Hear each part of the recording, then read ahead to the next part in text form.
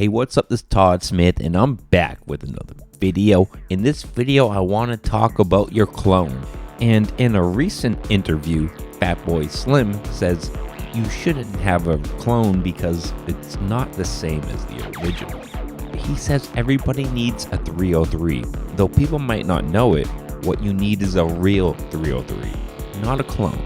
I want to talk about that and a few other aspects of music creation that he brings up in this article. It would actually be better to phrase it as an interview because that's what it was. When it comes to the core, I'll agree with him. A clone isn't a 303, but he says right before it, it's good. It's kind of weird that he says it in his own statement, in my opinion. He says they're good. There's amazing sounding 303 clones, whether VST, hardware. They can both fill the niches, add some distortion in there, and it's gonna rip. I myself, in my mindset, find it odd how you can say something's good and then right after say that you shouldn't use it. I don't know, it's kind of weird to me. I don't really agree with that type of thinking. I think it's probably pretty obvious from this channel since I have some Behringer clones and I absolutely love them. But in the end, if it sounds good and it fits within your workflow and you enjoy using it, then that's the choice. It doesn't matter if it's software, hardware, an original, a clone of a clone of a clone. To me, like, all that's irrelevant. It comes down to you, the user, the ease of use within the workflow, and the results that you get from that device. He goes on to talk about how the limitations of the 303 are what really drove his music. And he feels with modern gear and, DAW capabilities, you have too much power, too many sounds at your fingertips, and just way too many options.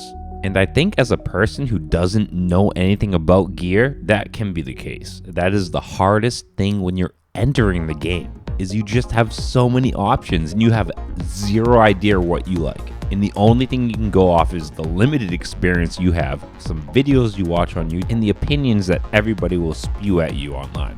Beyond that, you're going at the wing of your pants. You're trying to find out, do you like your rack? Do you like a workstation? Do you want a groove box? Do you like a bunch of analog gear and recording like separate tracks? I mean, you have no idea. There's nothing forcing you to use a DAW. There's nothing forcing you to use complex digital gear. Again, the hardest part, in my opinion, is finding the workflow, finding what you vibe with. And once you vibe with it, you go with it. You can still work within limitations. You can still limit yourself. You can get limited gear. Yes, music has evolved in the sense where gear has got more complicated, but nothing is forcing you to go that direction. And I think somebody on Fatboy Slim's level knows how to just step back and use simplistic gear and old recording styles. And funds doesn't stop him from going that route. That's another hurdle into that section of, electronic recording. So obviously I highly disagree with the article and his opinion on clones and modern technology, the evolution. It all comes down to opinion, and in the end, I'll be honest, I'm not really into Fatboy Slim when it comes to music and music he's ever created. But obviously he's not the only person that holds this thinking.